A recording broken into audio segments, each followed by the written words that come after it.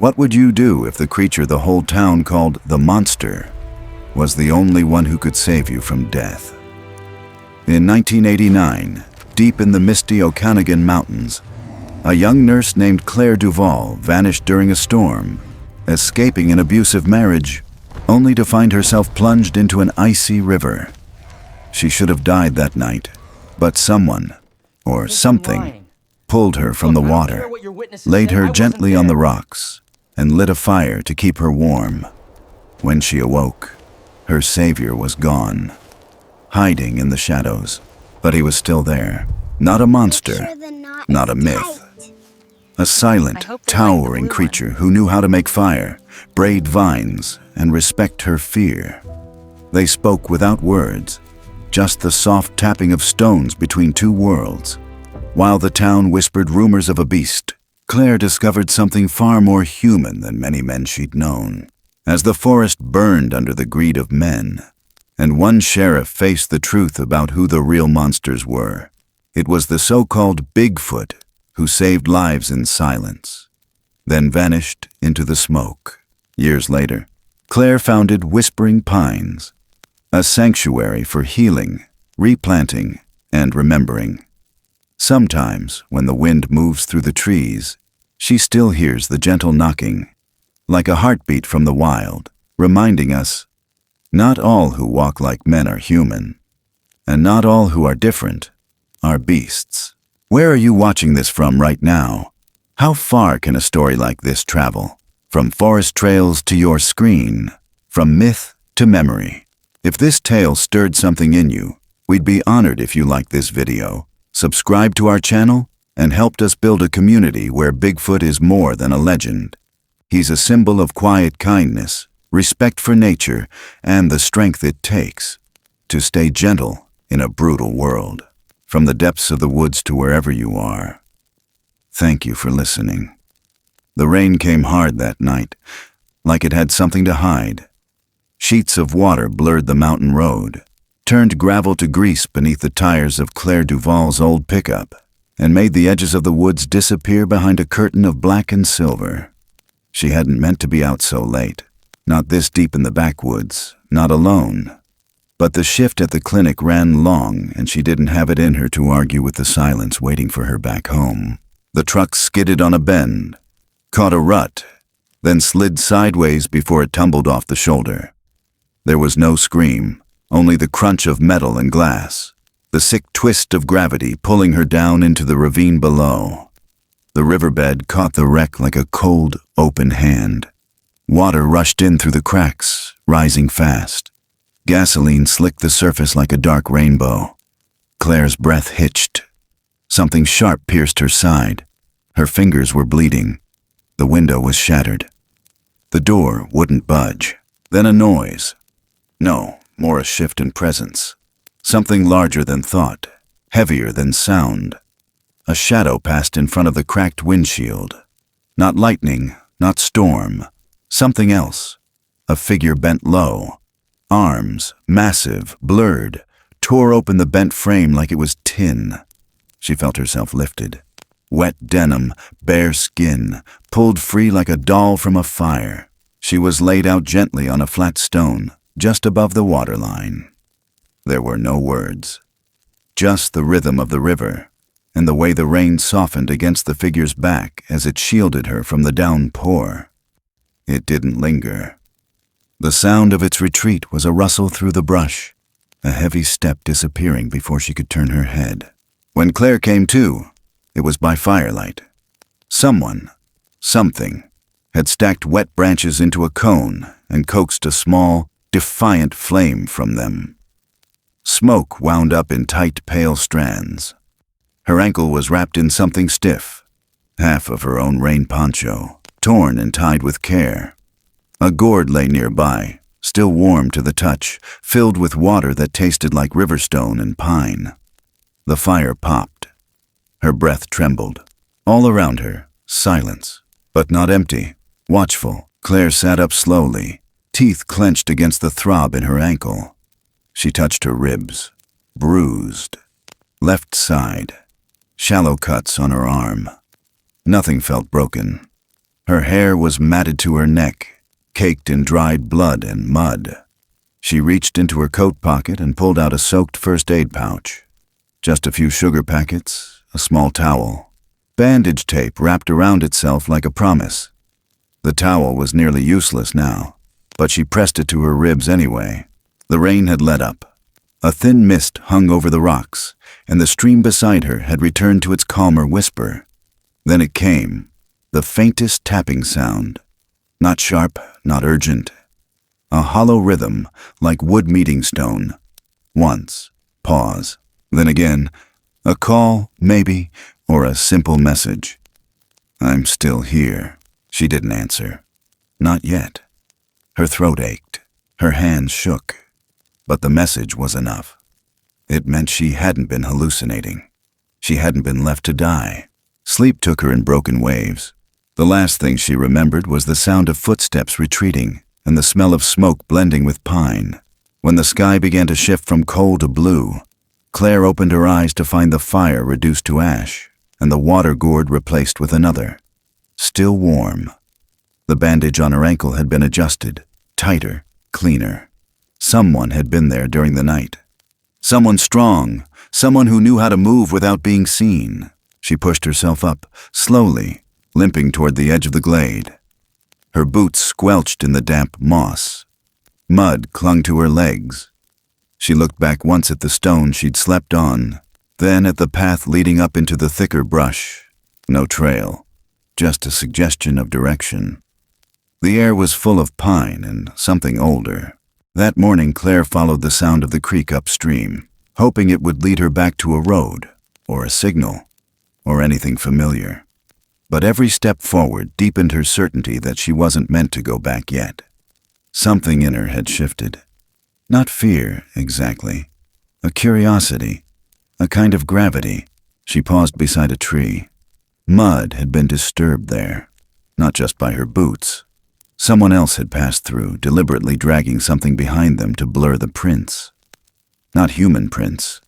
Too wide, deep, but careful. They ran parallel to her own tracks from the night before. Whoever had saved her had come back, not just to watch, but to protect. She pressed her palm to the bark of the tree and closed her eyes.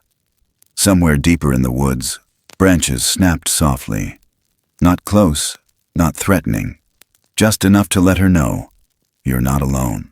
The morning sun broke through the thinning clouds in thin golden threads. Claire bent and picked up a stick. With the end, she tapped 3 times against the stone beside the stream, slow, clear. Then paused. A moment later, the rhythm came back. 2 taps, lighter, from deeper in the trees. She smiled. Not a wide grin, just the kind that forms when a connection doesn't need explanation. By midday, Claire's limbs were sore. Her breath was shallow. The adrenaline had worn off, and the cold in her bones returned. She didn't cry. She didn't panic. Instead, she sat beside the firestone again, where the embers had gone out, and pulled her knees up to her chest. She whispered into the air. Not a name. Just a thought. Thank you. Somewhere behind her, a soft thump. A bundle had been left by the edge of the glade. Dried grasses tied with vines, and inside it, leaves folded around a fine gray powder that smelled of bitterness and bark. She didn't know what it was, but her hands moved on instinct, scooping a bit with her finger, mixing it with water from the gourd, and spreading it over her scrapes. It stung. Then dulled. She wanted to ask why, who, how.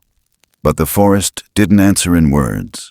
It answered in action, in presence, in space given freely and without demand. Later, as the wind picked up, Claire saw something small caught in the roots of a tree. Her own jacket button, the wooden one she'd carved with her initials back in high school. She must have lost it in the crash. She picked it up, wiped the mud off, and turned it over in her palm. Then, without quite knowing why, she placed it gently on the stone where she'd slept, the one near the fire. That night, the stars came out. Not many, just a scatter of pinpricks above the treetops. Claire slept light, one hand on her chest, the other curled around the strap of her pack. She woke once to the distant call of an owl, and again to the faint rustle of something large stepping away. In the morning, the button was gone. In its place was a tiny ring of braided vine, woven with patience and care. No words, no footprints, just the offering. Claire didn't know what it meant. Not exactly, but she knew how it felt. Like something had opened, like a door had been left slightly ajar, and for the first time in days, her hands stopped shaking. Somewhere in the woods a presence moved, heavy but not hostile. Watching without demanding, waiting without fear. She looked toward the trail, not the one that led back to town, but the one carved by broken branches, marked with faint smudges of ash and moss. The one she hadn't dared take before. Now, it called to her, not because she owed anything, but because she understood. The silence, the distance, the care given without expectation. It wasn't just survival. It was kindness in its oldest form. And so she stood, pressed the vine braid into the side pocket of her coat, and took her first step forward, not just into the woods, but toward whatever it was that had chosen to save her. Behind her the river whispered. The stone held no heat, but the memory of fire lingered. So did the feeling of not being alone. Somewhere deeper, far beyond the bend in the stream, something waited. Not out of need, but out of choice. Claire moved into the trees, her limp steady now, guided not by direction, but by instinct, and a rhythm older than language. 3 knocks, a pause, 2 in reply, and the forest kept the rest. The morning air clung low, wrapped in a film of white mist that softened the edges of everything. Trees stood still like watchmen, their leaves heavy with dew, and the light filtering through was pale, like it hadn't quite decided to stay. Claire moved slowly, her breath visible in the chill, her ankle wrapped tight but throbbing with every uneven step. She followed the stream, not by instinct, but by memory, of how the night before, every need she'd had somehow been quietly met. She wasn't just surviving, she was being watched over. That thought alone pulled her deeper into the woods. Branches overhead creaked. Somewhere distant, a bird called once and went quiet. The trail wasn't marked by signs, but by small, deliberate signs of care. Twigs broken clean at waist height, ferns bent but not crushed, stones nudged just enough to hint at direction. She didn't rush. She couldn't. But more than that, she didn't want to.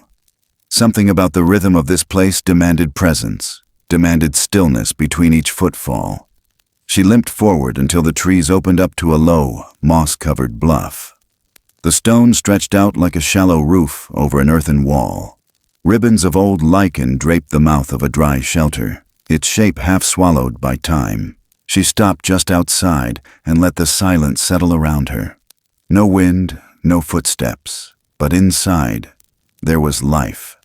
Nothing moved, but everything felt arranged, carefully, purposefully. Dry leaves had been bundled into a nest-like bed at the far side of the alcove. A line of fish, dried and stiff, hung from a loop of woven vine strung between 2 narrow notches in the rock. A hollowed-out gourd rested near a flat stone. Beside it, a line of smooth pebbles arranged in a crescent. No clutter, no waste. This wasn't a campsite. This was a home. Claire stood in the entrance and listened. Not to sound exactly, but to something beneath it.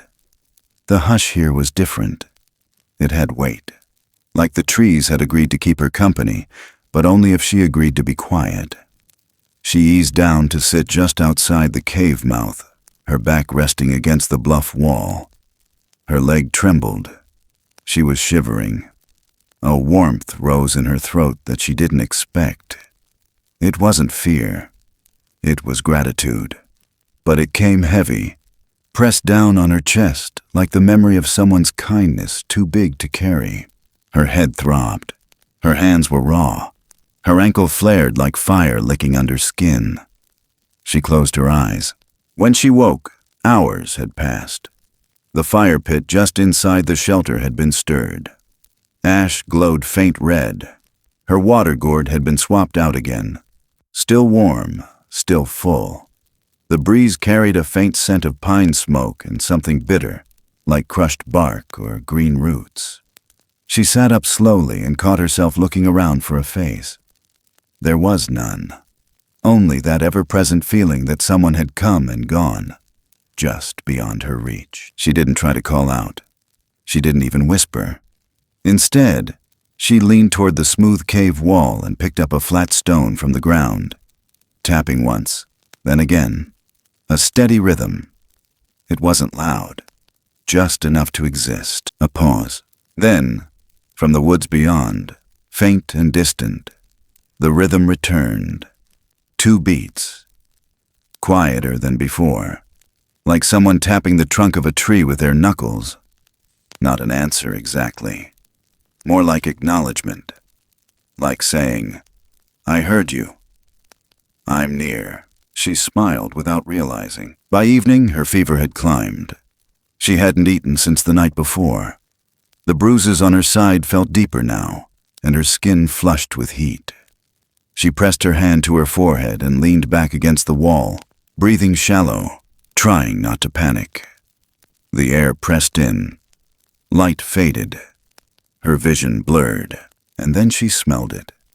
That same bitter bark, stronger now. At the mouth of the shelter, something had been left. A bundle of clean, dry grass bound together with twisted reeds. Inside, a leaf wrapping held a pale, chalky powder that crumbled at her touch. She didn't question it. She just trusted. She mixed a pinch with water, stirred it with her finger, and smeared it gently across the open scrapes on her arm and the edge of her ankle. The sting came fast, then faded, then settled into a dull throb. Her breath steadied. She rested again. For a while, there was only the sound of night settling in. Branches shifting, leaves rustling, the pop of the last ember surrendering to ash. In the blue hour of morning, she awoke to a quiet stream nearby, flowing just out of view. Limping to it, she found that the current had been manipulated. Several thin branches, wedged against smooth stones, created a soft funnel that guided small fish into a natural trap. A clever eddy near the roots of a leaning cedar. She crouched, surprised. It hadn't been built for her. It had been there, functional, subtle, like everything else she'd found. Crafted not for show, but for survival. She sat for a long time, watching fish swirl and glint beneath the surface. She was not in someone's territory. She was in someone's rhythm. By midday, her hands had stopped shaking. Her fever had broken. She reached into her coat pocket and pulled out what remained of her jacket, mud-caked, half torn. One of the wooden buttons had come loose, still dangling by a thread. She twisted it off and rubbed it clean against her jeans. It was smooth and warm from her palm, carved with her initials, old and worn. She set it gently on a flat stone near the edge of the shelter, close enough to be seen, far enough not to intrude.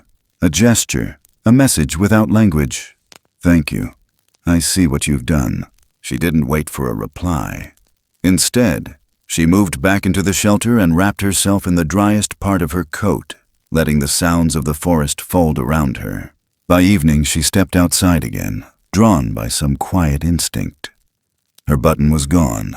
In its place, braided from a thread of vine finer than any she'd seen so far, was a loop no larger than her thumb. It had a knot in the center, tight and deliberate, the kind a craftsman would make if he wanted something to last. She stared at it, held it, turned it over, then smiled. Not out of joy, but recognition. This was a conversation, quiet, careful, and equal. That night she tapped the wall again, 3 soft knocks, spaced evenly. From the woods, the reply came again, 2, then silence, and that was enough. By morning the clouds had shifted. The smell of rain drifted through the pines. Somewhere deeper in the woods, a low bark echoed. Dogs, maybe. Not wild, not friendly. Claire froze, listening hard. Then came another sound. Men's voices, too far to make out words. Boots scraping rock. She ducked low behind the shelter wall, heart racing. The trail here was faint, almost non-existent. But if someone knew to look, she turned toward the trees. And that's when she saw it. A single vine, tied to a low-hanging branch, stretched out toward the left, pointing away from the water. The knot in the vine matched the one in the loop she'd been given. And just below it, in the dirt, her own footprints from the day before had been brushed over with wet leaves. Someone had come back, erased her trail. Her chest tightened. Not with fear, but with something quieter, something heavier. She gathered her pack, wrapped the loop into the inner pocket of her coat, and followed the direction of the vine, deeper into the woods, heart pounding. She didn't look back. She didn't need to. Because somewhere out there, someone was still guiding her, not through commands or signs, but through care, through the quiet language of attention, of respect. She paused once at the edge of a clearing, pressed her hand to the bark of a leaning spruce, and closed her eyes. The wind shifted. A scent passed through. Smoke, distant and thin. She moved again, and behind her, the shelter remained untouched. Empty, but not abandoned. The wind carried a single quiet knock against wood.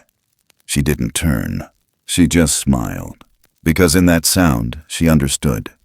You're safe, for now, but keep going. And so she did. The name Marrow Creek carried a certain weight in those parts.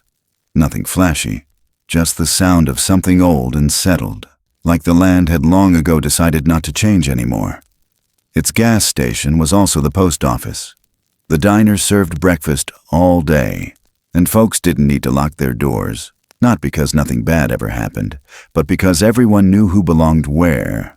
So when word started spreading about a creature in the woods, something strange and big enough to carry off a grown woman, it didn't take long for that quiet rhythm to shift. First came the whispers, then the eyes over shoulders, then the man with the money. Earl Fenton had run the lumberyard for 2 decades, his boots worn and his knuckles cracked. But what he lacked in charm, he made up for in fear-mongering. He didn't just sell wood. He sold certainty. He'd look you straight in the eye and tell you what kind of nails to use on your porch, and you'd believe him even if you already knew. So when he pinned a weatherproof flyer to the front of his store, a reward for any proof of the so-called man-beast, people didn't laugh. They looked up, looked around, and started asking questions. $5,000. Cash. For anything that proved what he claimed lived up in those hills. At the diner, the topic spread like wildfire across chipped coffee mugs and plates of eggs. At the hardware store, folks lingered longer than they needed to, just to trade stories. And out on the porches, where men used to talk about deer season and weather patterns, now they spoke in lowered voices about screams at night, trees snapped clean in half, dogs refusing to enter the woods. Some swore they'd seen a shape move through the fog, too big to be a bear, too smooth to be a man. Sheriff Walt Corrigan watched all this from the edges. He didn't say much, just sipped his black coffee and kept his eyes on the horizon. People had a way of turning uncertainty into monsters when money was involved. Walt had lived long enough to know the difference between danger and desperation. He'd seen it before, in the years after his son died, when grief left cracks wide enough for superstition to slip through. But Walt wasn't the kind to chase shadows, not anymore. Still, he found himself driving out to the old ranger station, the one that hadn't been used in over a decade, its windows dusty and its walls swollen with damp. He had a key. It still worked. Inside, cobwebs made lacework across the map table. He rummaged through a drawer until his fingers closed around something familiar. A cassette, yellowed label. No date, no name, just a number. He held it up to the light, turning it in his hand like it might whisper its secrets. Then he tucked it into his coat and drove back into town, the trees blurring by, thick with late summer shadow. Elsewhere, deeper in the woods, Claire stood at the edge of the shelter she'd come to know like a second skin. Her ankle was stronger now, the fever gone, but the sense of watchfulness remained, never menacing, never near, but always there. That day, something felt off. The birds were quieter. The air held a tension she couldn't name. She glanced toward the trail, then back toward the stones where she'd left a handful of dry moss earlier. A small offering, maybe. A thank you. They were still there. Untouched. She crouched low, brushing her hand over the ground, scanning for prints, for anything disturbed. Then she heard it. Barking, sharp, not distant, not wild. Dogs. Her stomach dropped. The sound was coming from downhill, maybe a quarter mile, bouncing off the ravine walls in bursts. She stepped back into the shelter, heart pounding. The old instincts kicked in. She didn't have time to pack. She reached for her coat, slipped it on, and turned to leave. And that's when she saw it. A thin strand of vine tied at eye level between two saplings pointing left, away from the direction of the barking. Her breath caught. A message. She took it. The forest seemed to lean with her as she moved, urging her forward. Her boots slid on the damp earth. Branches tugged at her sleeves. Still the dogs came, louder now, and with them voices. Men calling to each other, cursing, pushing through brush like they owned it. Claire moved faster, then paused. Looked back. Her footprints were visible. She turned and ran back the way she came, heart thudding, then grabbed a fallen branch and dragged it along the trail behind her, wiping the path clean as best she could. It wasn't perfect, but it would buy time. She returned to the new path, breath ragged, following the signs. More vines, bent branches, the faint mark of a heel pressed into the moss. Someone was guiding her, someone who had eyes farther than hers, and they were still watching. Back in town, Walt played the cassette in his old office radio, the machine groaning to life like it had been buried. The tape crackled. Then came a voice. Tired, wheezing, but clear. I don't know what it was we uncovered. Not a cave, not a mine. Something old. After the blast, we heard it moving. I told Earl it wasn't safe, but he said we were just spooking ourselves. Told us to seal it back up. No questions. The tape clicked. Walt leaned back in his chair, eyes heavy. The past had a way of showing up when it wanted something. That evening, Earl gathered his crew. 2 men with shotguns, 3 with dogs, 1 carrying a thermal scope. They huddled around a truck bed like a war council. Earl pointed at a map, tapped his finger hard on the ridgeline above the stream. They're nesting somewhere in here, he said. Stay sharp. Shoot if you see movement. One of the younger men hesitated. Even if it's just someone? Earl didn't blink. If someone's hiding a thing like that, they're part of it. The men nodded. The dogs barked, and the forest waited. Claire reached higher ground, gasping for air, her limbs burning. She crouched behind a fallen log and listened. The barking had faded, replaced by wind and the crackle of dry leaves. She pressed her palm to the ground, felt for vibration. Nothing. Then, softly, a single knock. She turned. A vine tied in a loose knot hung near the base of a cedar. Just beyond it, a mound of fresh soil, smooth and rounded. She stepped closer, realized it was her own trail, covered. Someone had doubled back after her, erased every step. Her chest tightened. Not fear, not this time, a kind of awe. Someone she'd never seen had been protecting her every inch of the way, not with words or threats, but with effort, with attention. Back at the base of the mountain, the dogs lost the scent. One sat down and whined. Another turned in circles. Earl swore under his breath. The air had changed. The ground here smelled wrong. Ash, clay, something that clung to the tongue. He spat and motioned them to fan out. But the trail didn't lead anywhere. It spiraled. died. He didn't know someone had masked the scent, using wet dirt and pine ash.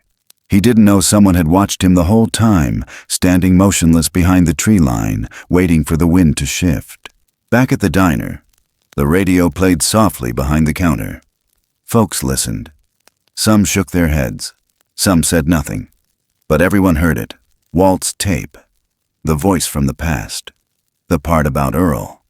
And for the first time, questions rose louder than rumors. The wind picked up.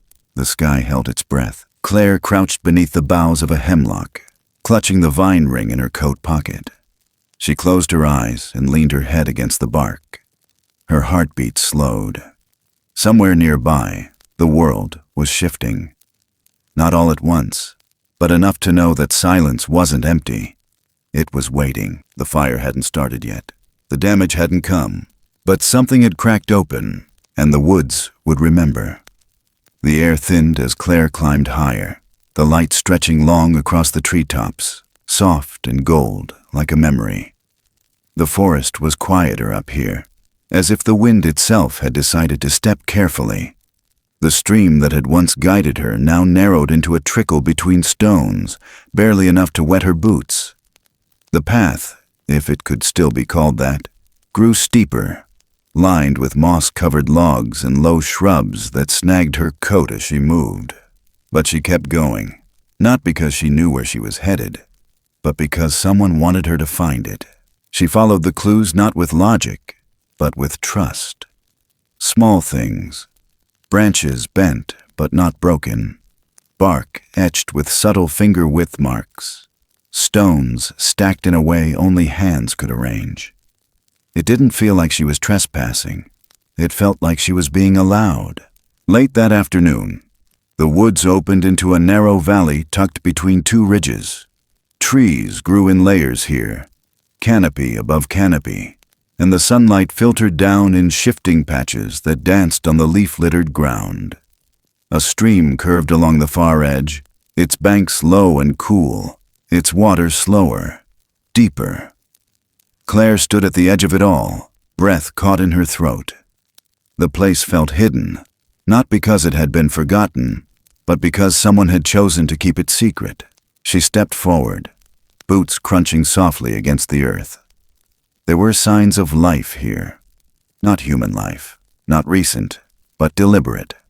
A low rock ledge held a neat row of gutted fish drying in the open air, shaded just enough to avoid rot. Nearby, a stone slab, flat and smooth, bore a few old nicks and stains, clearly used for cutting or preparing food. Under the roots of a bent tree, bundles of dry sticks were tucked away, organized by length and thickness. Nothing flashy, nothing wasteful, everything done with thought. Claire didn't touch any of it. She simply stood still and let her eyes wander, her ears tuning to the language of wind and distant water. That's when she heard it. A cough, low, dry, then silence. Not an animal, not quite human. She turned her head slowly toward the sound and caught a flicker of movement in the underbrush, a small shadow darting out of sight. Not fleeing, hiding. It had seen her first. She didn't follow, didn't speak. Instead, she lowered herself to sit beneath a pine, unzipped her canvas pack, and pulled out what little she had left. 2 pieces of dry bread wrapped in a napkin, and a cotton hand towel she'd stuffed inside her coat before leaving town. She folded them carefully, placed them on the moss a few paces from where she sat, then backed away. She didn't expect a response. She didn't need one. It was enough to offer, to be present, to wait. Then her eyes caught something farther down the slope, a patch of dirt, disturbed, as if something heavy had been buried and forgotten. Charred stones ringed the spot. Scattered across the ground were blackened flakes and brittle shards, bits of bone. Claire moved slowly, her steps uncertain, heart tightening with every inch. The soil here bore old scars, scars from fire, from violence, and from men. She knelt, brushing back leaves with trembling hands, and found what looked like the edge of a fractured jawbone, grayed by age, too large to be deer, too smooth to be cow. Something had happened here, long ago, but not forgotten. And the shape of it, the way the earth still held that pain, explained why whoever lived here had kept their distance. She rose slowly, head bowed, breath caught. And that's when she felt it.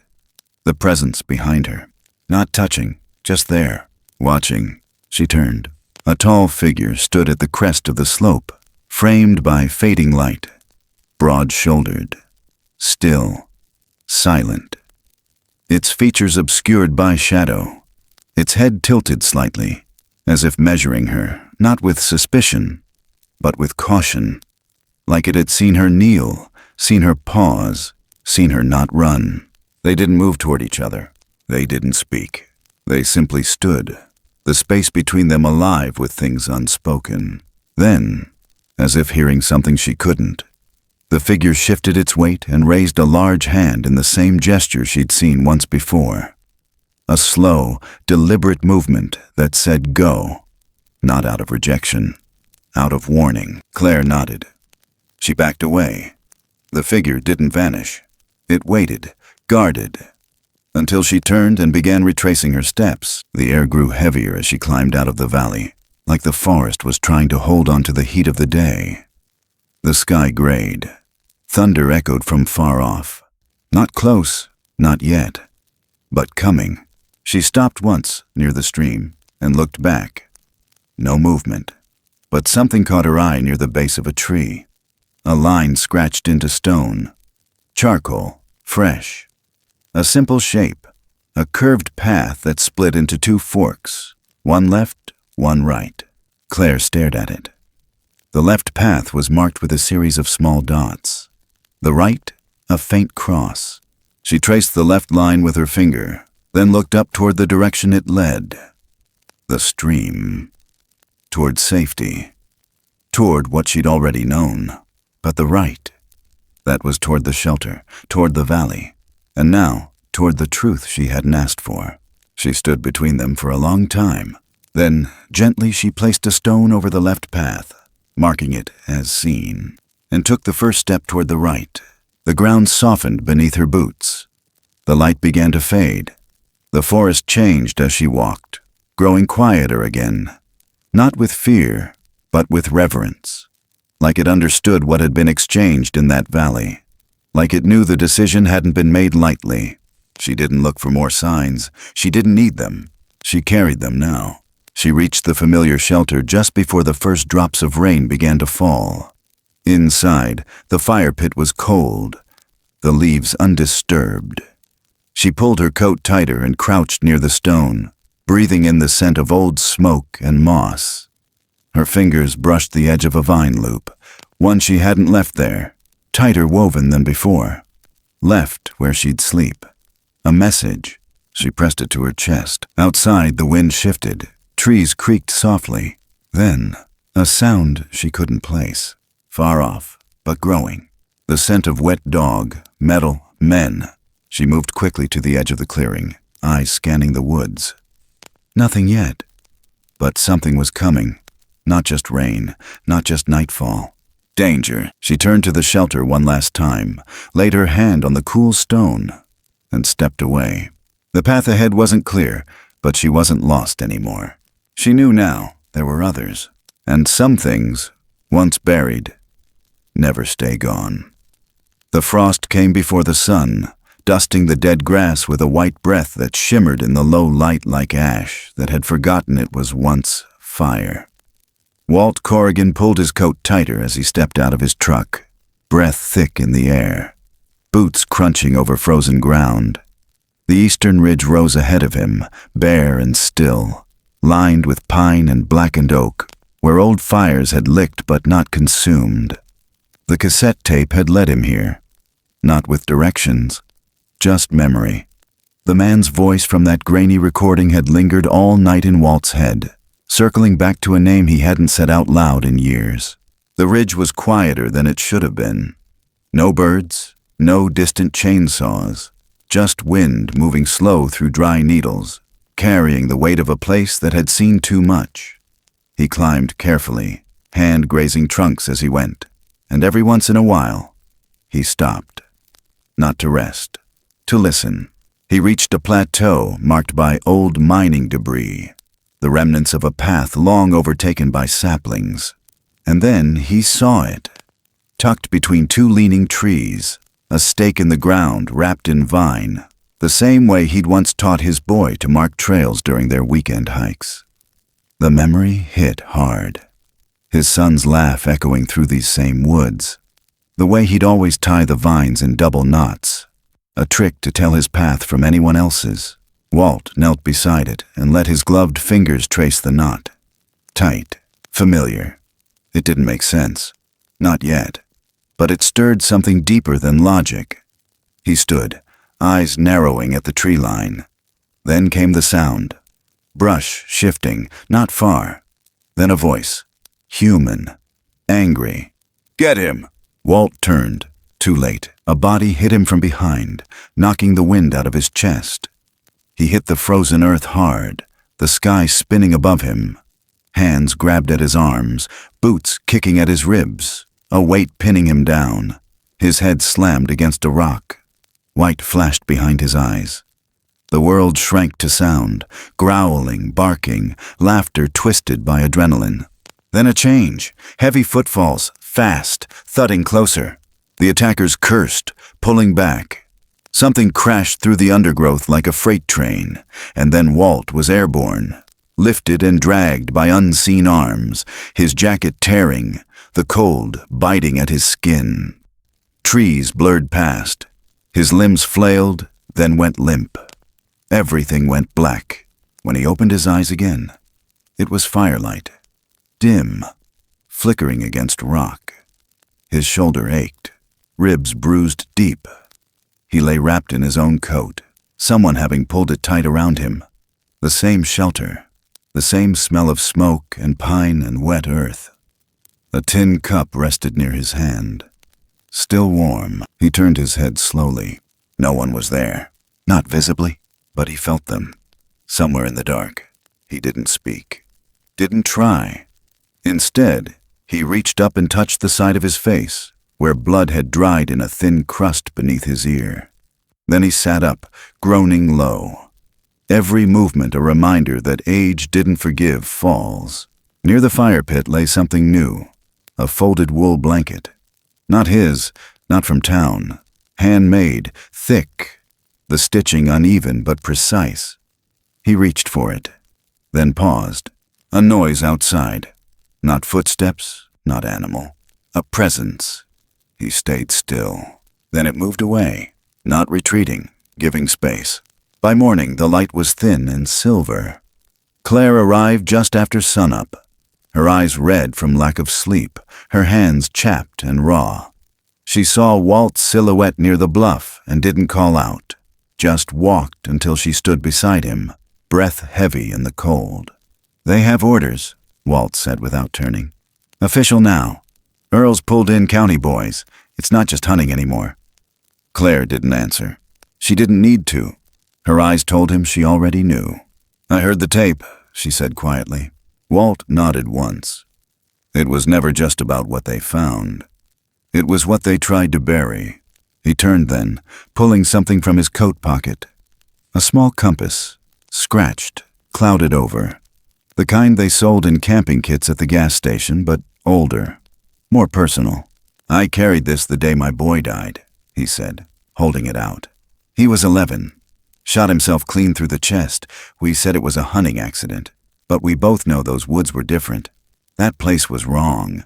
Claire's hands didn't move to take it. "Not yet." "You think what's out there is dangerous?" she asked. Walt shook his head. "I think we're the danger. Always have been." He pressed the compass into her palm, closing her fingers around it. "Keep it. You're closer to the truth now than I ever was." She held it tight. Not because she needed to know where North was, but because it came from someone who'd carried it through grief and still came out with his soul intact. They stood there a moment longer, letting the silence stretch between them like a bridge. Then he said, "Stay off the main trails. They'll be sweeping them by nightfall." Claire nodded. "I'm not going back." He looked at her. Really looked. saw the scratches on her arms, the dirt beneath her nails, the quiet determination that had settled into her like a second spine. "I figured," he said. He didn't ask where she was staying. He didn't ask who she was with. Those questions weren't necessary anymore. When he left, he walked slower. Not from pain, but from clarity. He'd spent years blaming silence for taking his son. Now he understood. It hadn't been silence that killed him. It was the men who refused to listen. Claire watched him disappear through the trees, the compass still warm in her hand. Later that evening, as dusk curled its fingers around the treetops, she sat near the stream, the child watching her from a hollow in the rock. Smaller than she expected. Fur matted, eyes wide, but unafraid. Just tired, just curious. She didn't move closer.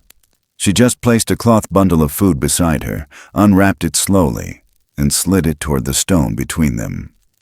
The child didn't take it. Not yet. But didn't run either. Claire leaned back on her elbows, watching the sky turn from blue to purple. Somewhere above them, a hawk called. Somewhere behind her, the tall one stood just beyond the trees. They didn't speak. They didn't need to. That night, while the rest of the county turned its eyes toward search grids and rifles and reward money, Claire closed her eyes beside a fire that had no name, beneath stars that had seen all of this before, and in the darkness, a rhythm returned. 3 knocks. A pause. 2 in reply. The forest, still holding its breath, began to lean into something that felt like hope. The wind shifted hard that morning, dry and sharp, carrying the bitter scent of pine needles baked too long in sun. It was the kind of wind that whispered danger before the first flame had even touched the earth. Nobody in Marrow Creek noticed it at first. Not in town, not at the edge of the woods, but deep inside, among the worn trails and the heavy silence, the forest already knew. It felt it in its roots. In the way the birds disappeared, in the hush that fell between the branches like something holding its breath. Claire felt it too. She stood at the edge of the clearing near the valley's mouth, a child in her arms and the smell of smoke clinging faintly to the wind. The little one, wrapped in her coat, pressed its face into her chest. Not from fear, but exhaustion. Somewhere behind her, the tall one was still watching. She didn't turn to look. She didn't need to. She could feel the weight of him in the trees, the way his presence steadied the world around him like gravity. Even as everything else began to tilt, the fires started low, controlled at first, by men who thought they could play God with matches and maps. Earl Fenton's crew had moved fast, lighting small blazes just beyond the eastern ridge, thinking the smoke would flush out whatever they believed was hiding. But fire doesn't listen to men, it listens to wind. And wind had other plans. By noon, the controlled burns had become a snake of flame, slithering through dry brush and licking up the sides of dead trees with a hunger that had been waiting all summer. Smoke rose in thick, ugly plumes. The sky dimmed to an ugly yellow, and the animals came first. Squirrels, foxes, birds in spirals, rushing away from what they couldn't fight. In town, word spread quick, and when the smoke reached the valley's lip, even the doubters stopped talking. At the ridgetop, Walt stood with a radio pressed to his ear, the static sharp in the background. He heard the fear in voices that had once mocked the stories, saw the panic in the way men gripped rifles with sweaty hands, and in the corner of the fire team's staging zone, he saw Earl, face red, barking orders like a man who still believed he could steer something he'd unleashed. But Walt didn't speak to him, not yet. Down in the valley, the fire moved faster than anyone expected. Flames leapt tree to tree, pushed by the changing wind. Claire moved quickly now, guided by instinct and memory. Every step calculated, every breath shallow. She didn't cry. She didn't shout. She just moved, her arms around the child, her eyes scanning for the places the smoke hadn't claimed yet. The path curved near a ridge of stone, but a pine had fallen across it, its branches ablaze. There was no way around it. She turned, stumbled back, coughing. Then the tall one came. He didn't speak. He didn't pause. He charged through smoke like a shadow ripped from earth, threw his body against the burning trunk and shoved. The wood cracked, hissed, rolled down the slope and out of the path. He turned once, his face streaked in ash, amber eyes gleaming, and looked at her, not as if to say go, as if to say now. She ran. Behind her the fire snapped and howled like a living thing, and the world turned orange. Elsewhere, at the edge of the fire line, Walt moved into position. He held a small recorder, thumb on the play button. Earl was yelling again, accusing, sweating, blaming everyone but himself. And then, careless, furious, he said it. Loud enough. "Let it burn! That valley never should have been there. We gave him a chance to leave." Walt pressed play. The speaker on the local broadcast line cracked to life. His words echoed across the field, across the radio, across the town. The men holding hoses stopped. The ones with guns lowered them. Something in the air shifted, like a wall giving way. A younger man near the truck stepped forward and ripped Earl's rifle from his hands. Others followed, not with violence, but with refusal. The mob broke, and Earl stood alone. Back inside the tree line, Claire stumbled, breath caught in her throat, lungs burning. The fire curved around the ridge now, racing toward the stream. Embers dropped like shooting stars. The child in her arms whimpered once, then buried its head against her chest. She found a patch of earth near the edge of a rocky slope and dropped to her knees. There was nowhere else to go. She wrapped the child tight in her coat and curled around it. The wind screamed, and then silence. She opened her eyes slowly. The smoke thinned. The air cooled. Rain hadn't come, but the fire had turned, drawn by the new wind toward the far slope, away from her, away from the child. She lifted her head and looked up. The tall one was gone. Only the smell of smoke remained. She didn't cry. Not yet. She just pressed her face against the child's fur, felt its breath steady beneath her hands. Back near the trucks, the radios buzzed with new orders. Evacuate the perimeter. The fire was headed west now, toward open ground, away from the town. Walt lowered the recorder. He didn't smile. He just watched as the crowd dispersed, the spell of fear finally broken.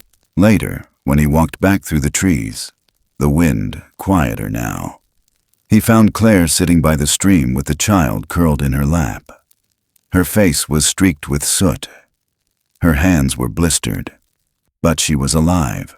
She looked up at him, and he nodded once. No words passed between them. None were needed. The child stirred, blinked, and looked at Walt. Not with fear, but with the kind of ancient caution that had nothing to do with danger. The kind passed down from generations that had learned silence was sometimes the safest kind of speech. He crouched near the water, splashed it against his face, and exhaled. Above them, the smoke lifted. The fire was still burning somewhere out there. But not here. Not now. And, for the first time in a long time, the forest exhaled too. The fire had passed, but it didn't leave silence in its wake. It left something heavier. The kind of stillness that sinks into the dirt and holds the air down with it. Ash clung to every surface, painting the rocks, the branches, the leaves that hadn't yet fallen. In the hush of early morning, before the frost had melted and before anyone in town had dared speak of rebuilding, the forest wore a coat of gray like it was morning. Nothing moved, nothing sang. It was as if everything had stopped mid-breath and decided not to exhale. Claire stood at the edge of the stream, her boots pressed into the blackened mud, the weight of the small body in her arms beginning to slip. She adjusted her hold, eyes locked on a shape ahead of her, unmoving, slumped against the base of a scorched tree. The child stirred, sensing something shift inside her, the rhythm of her breath, the tightening of her jaw. She knelt slowly, the child still in her arms, and reached out. The hand was large, rough.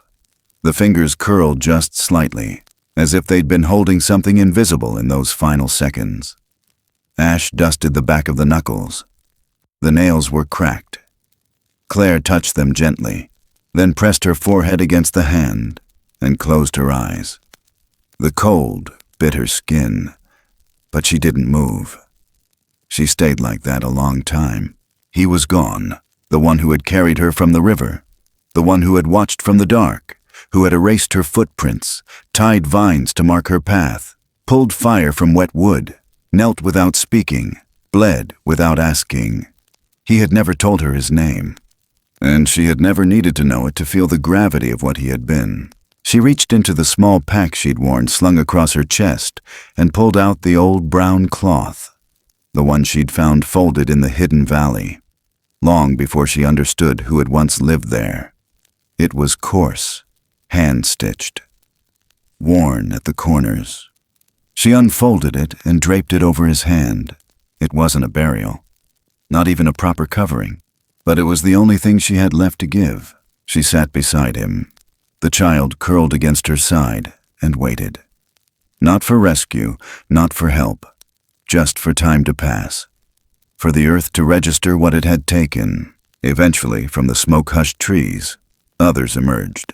They came slowly, moving on two legs, but not human in shape. Their forms were broad, their fur matted with soot and cinder. They didn't cry. They didn't moan. They stopped a few feet away and stood still, their bodies half in shadow, half in that pale, rising light. One of them, the smallest, stepped forward and crouched near the hand Claire had just covered. It didn't lift the cloth. It didn't touch her. It just waited.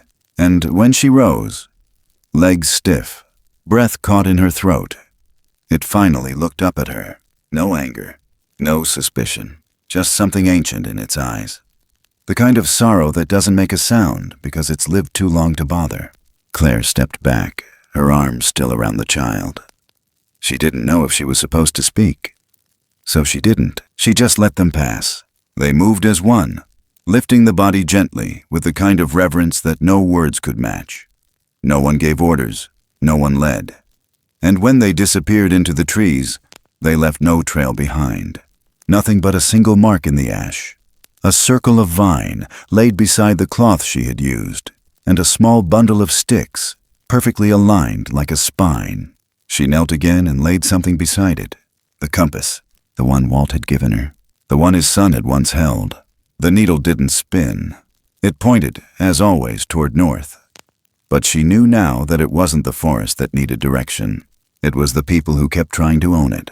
She left it there, the metal already dusted with ash, and walked slowly back toward the stream, the child tucked beneath her coat. It didn't cry. It hadn't made a sound since the fire. It just watched her with wide, unreadable eyes, holding the silence between them like it knew something she didn't. She didn't ask what, didn't try to understand. She just kept walking. The wind was different now, calmer, cooler. The scent of smoke still hung heavy, but there was water in the air. Some promise of rain not yet arrived. It would come, not because anyone wanted it, but because the land demanded it. The kind of rain that doesn't fall gently but pours all at once, like a grief too big to carry any longer. She welcomed it. Back in town, no one knew where Claire had gone. The fires had pulled people to shelters, pushed others to the edge of roads, waiting for the helicopters that never came. Walt sat on the front porch of the old radio station, the recorder still in his hand, the last message still echoing faintly through the empty waves. He knew something had changed, not just in the trees, in himself. He turned off the radio, and he waited. Claire didn't return that day, not the next, not for weeks. But stories started again, not the same ones Earl used to spread, not the ones you heard between beers or after church. These came from children, from old men walking their dogs at dawn, from hikers who swore they'd seen footprints too wide to be human, disappearing into moss that never held a track for long. They said there was a woman out there, living alone, or not alone, with a child who didn't speak but listened to everything, and with trees that moved to protect her. Claire never corrected them. She didn't have to, because in the end, some things aren't meant to be explained, only carried. And the weight of one life, gone without glory or grave, was heavier than all the stories combined. She carried it still, but not alone. Somewhere beyond the burn line, beyond the ash and the silence, the forest had begun again. Small green shoots, pushing through blackened earth. A sapling bent toward light. The sound of water, louder now that the wind had settled. Claire sat on a stone near the edge of a clearing, her fingers gently weaving a circle of vine. 3 knocks, a pause, and from somewhere far off, not a sound, but a presence, the kind that never leaves. Spring didn't arrive with trumpets in Marrow Creek. It crept in quiet, softened the frost 1 inch at a time, and pushed up green shoots through blackened soil as if asking permission. 3 years passed like that, seasons melting into each other, roots stitching what fire had unraveled, and the forest learning how to breathe again. Where the flames had licked, wildflowers now grew low and trembling, delicate as breath. Birds returned. So did the sound of water, fuller now, braver. The kind that runs not just to move, but to remind. At the northern edge of town, just past the last mailbox and the bend in the gravel road, a small wooden sign stood beneath the limbs of 2 white pines. The paint had already faded, but you could still read it if you stood close. Whispering Pine Sanctuary.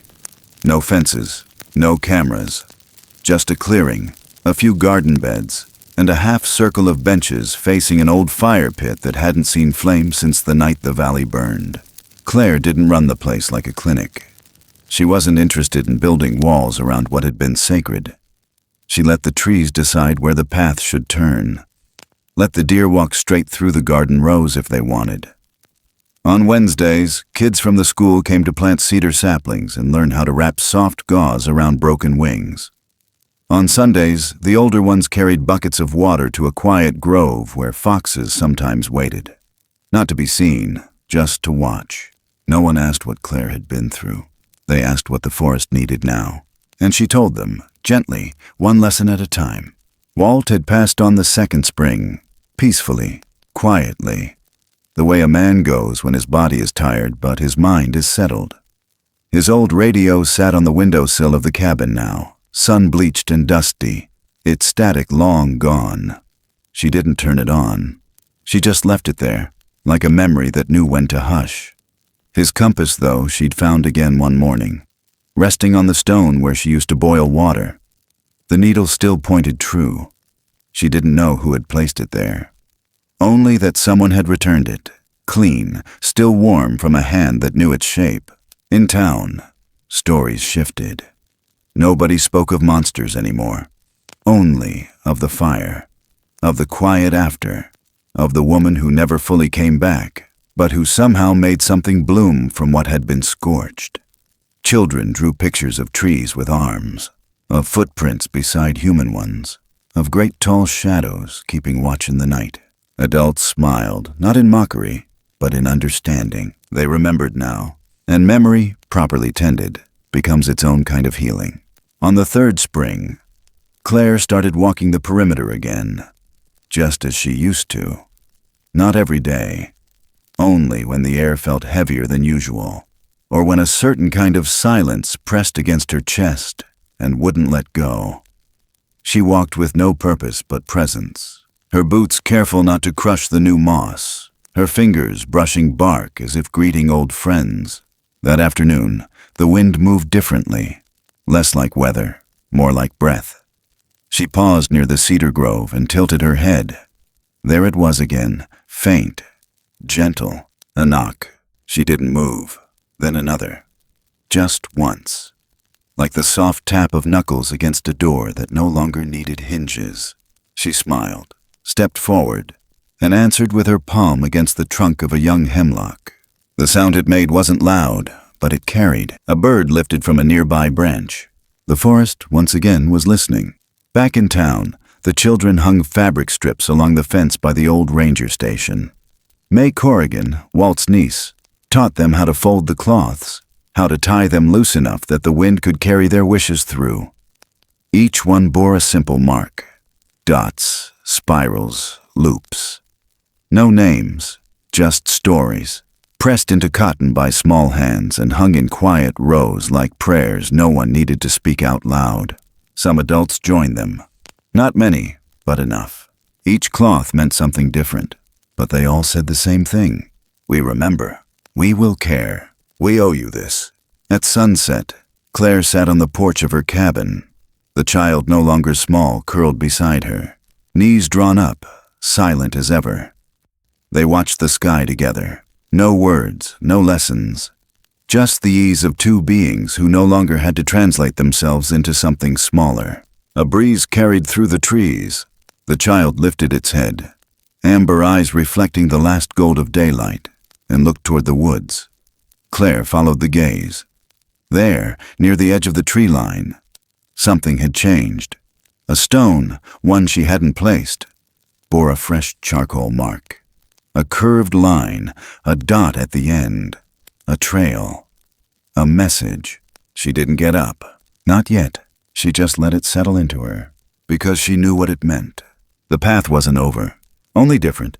Later that week, a boy from the town swore he saw something huge moving near the stream. A figure that stepped between trees without rustling them, whose eyes caught the light like a deer but never flinched. He told his teacher. She told him to draw it. And when he handed her the page, she didn't laugh. She asked where he'd seen it. He said, "Past the whispering place." And she nodded, because she believed him. At night, when the wind picked up, Claire sometimes heard the trees speaking. Not in words, not in sound, but in feeling. A shift, a hum, a knowing. The radio, still silent, seemed to catch it too. The needle on the compass never wavered. And on the porch, where no one else sat, Claire often stayed longer than necessary. Not waiting, just listening. Because some promises don't end with fire or time. They echo, soft, steady, alive. And when the children asked her what to do when they got scared, she'd kneel beside them, place a hand over their small hearts, and say, "The forest knows who loves it. That's all it needs to know." Then she'd stand, walk to the edge of the clearing, and tap the nearest tree. 3 times, a pause. And every time, somewhere far beyond the reach of maps or fear, something tapped back. Sometimes stories don't end with answers. They end with echoes, quiet ones that linger in the trees, or settle beneath your ribs long after the fire's gone out. The ones that don't shout for your attention but wait patiently to be remembered. Because the truth is, the most powerful stories aren't about creatures or fear or survival. They're about connection. About what happens when someone chooses kindness over comfort, presence over protection, silence over spectacle. This story, at its heart, isn't about the unknown. It's about what happens when we stop trying to conquer the unknown and instead sit beside it. Offer warmth, offer trust. Let it exist as it is. In a world that so often teaches us to take, to fear, to fight, we forget that listening is its own kind of bravery. That to kneel before something we don't understand, not in defeat, but in respect, might be the oldest and most human thing we've ever done. Because compassion isn't loud. It doesn't demand attention. It's quiet. It's a hand resting gently on someone else's shoulder. It's sharing a fire you built with your last dry twig. It's choosing not to speak, just so someone else can breathe easier in your silence. And healing, real healing, rarely looks like triumph. It looks like slow mornings and long walks and learning the rhythm of a place without ever needing to name it. It looks like choosing to return not because you're lost, but because your heart remembers the path. Maybe that's what makes this story matter. Not the fear, not the mystery, but the way we learn to carry one another through it. The way strangers become guardians, the way solitude becomes sanctuary, the way grief carves space for grace. Not because we're perfect, but because deep down, we all want to be understood. And maybe, just maybe, the forest, in all its wildness and wisdom, is the one place that remembers what it means to belong without needing proof. Maybe it always did. So if this story found you at the right time, I hope it leaves behind something soft, something steady, a reminder that kindness is never wasted, that even the smallest gesture, a shared silence, a marked path, a hand outstretched, can echo longer than any legend. Thank you for walking this trail with us. If it stirred something in you, we'd love to hear it. Drop a comment below. Tell us what stayed with you, what made you pause.